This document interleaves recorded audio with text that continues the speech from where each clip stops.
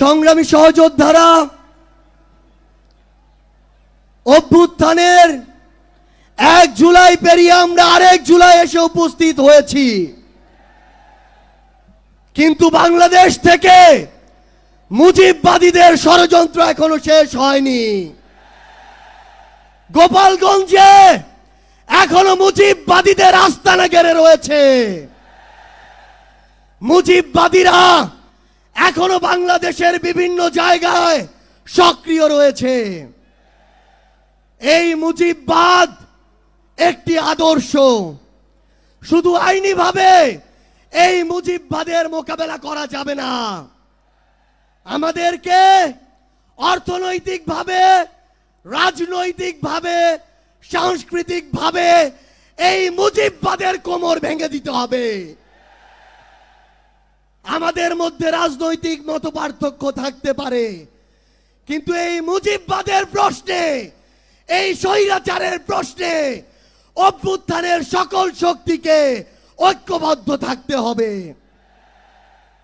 সংগ্রামী সহযোদ্ধারা, এই বাংলাদেশে আবারও নতুন করে মুজিববাদী ভারতপন্থী শক্তিগুলো এখন সক্রিয় হচ্ছে। আমাদের মধ্যে মতপার্থক্য থাকতে পারে, কিন্তু এই বাংলাদেশে বাংলাদেশপন্থী ব্যতীত কোন দেশপন্থী, কোন বাদপন্থী, কোন শক্তির আর জায়গা হবে না। সংগ্রামী সহযোদ্ধারা, এই বাংলাদেশে আর ভারতীয় আধিপত্যবাদের জায়গা হতে দেয়া যাবে না। অন্য যে কোনো দেশের নামের কোন আধিপত্যবাদের জায়গা এই বাংলাদেশে হতে দেয়া যাবে না। সংগ্রামী সহযোদ্ধারা, হাজারের অধিক ছাত্র জনতা জীবন দিয়েছে। আমার হাজার হাজার সহযোদ্ধা আজকে আমার সামনে রয়েছে।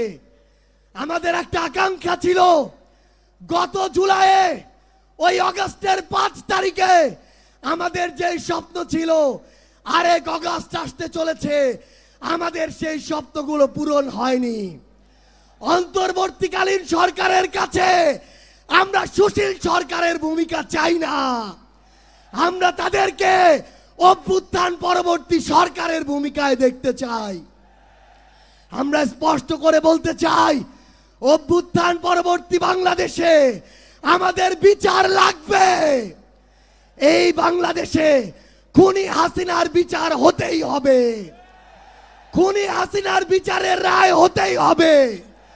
খুনি হাসিনার বিচারের রায়ের কার্যকর আমরা দেখতে চাই।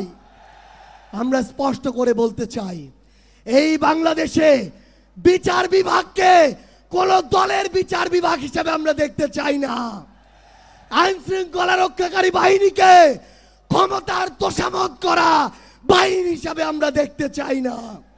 আমরা স্পষ্ট করে আপনাদেরকে বলি, 72-এর মুজিববাদী সংবিধানকে এক পাশে রেখে কোনোদিন এই বাংলাদেশপন্থী বাংলাদেশ সম্ভব নয়। আমাদের নতুন সংবিধান লাগবে, আমাদের গণপরিষদ নির্বাচন লাগবে, আমাদের নারীদের অধিকার আমাদের নিশ্চিত করতে হবে, আমাদের সংখ্যালঘু ভাই বোনদের অধিকার আমাদের নিশ্চিত করতে হবে। আমরা 1947 সালের উপনিবেশ বিরোধী যে আকাঙ্ক্ষা, 71-এর স্বাধীনতার যে আকাঙ্ক্ষা, 24-এর মুক্তির যে আকাঙ্ক্ষা, সেই আকাঙ্ক্ষাকে ধারণ করে ঐক্যবদ্ধভাবে আমাদের আগামীর বাংলাদেশ গড়তে হবে। আমরা স্পষ্ট করে সর্বশেষ একটি কথা বলে যাই, ফ্যাসিস্ট বিরোধী 24-এর শক্তি আমাদের ঐক্যবদ্ধ থাকতে হবে। তবে ঐক্যবদ্ধ মানে এই নয় যে আমরা কারো অন্ধভাবে দালালি করব। কেউ যদি চাঁদাবাজি করে আমরা সেটা মুখের উপরে বলবো, কেউ যদি সিন্ডিকেট চালায় আমরা সেটাও বলবো, কেউ যদি দখলদারিত্ব করে আমরা সেটাও বলবো। তবে আওয়ামী লীগের প্রশ্নে আমরা ঐক্যবদ্ধভাবে আমাদের লড়াই চালিয়ে যাব। সংগ্রামী সহযোদ্ধারা, রাজনীতিতে প্রতিদ্বন্দ্বিতা থাকবে, প্রতিযোগিতা থাকবে, কিন্তু রাজনীতির যে সৌন্দর্য, এই সৌন্দর্য যেন আমরা ধারণ করি, তাহলেই আগামীর বাংলাদেশ সামনের দিকে এগিয়ে যাবে। রাজনৈতিক প্রতিদ্বন্দ্বিতা যেন ব্যক্তি আক্রমণে কোনোদিন রূপ না নেয়, ইনশাআল্লাহ ফ্যাসিস্ট বিরোধী 24 শক্তি ঐক্যবদ্ধভাবে আমরা আগামীর বাংলাদেশ গড়ে তুলব। আপনাদের সাথে আমাদের আবারও দেখা হবে লড়াইয়ের রাজপথে অথবা বিজয়ে। ইনকিলাব জিন্দাবাদ।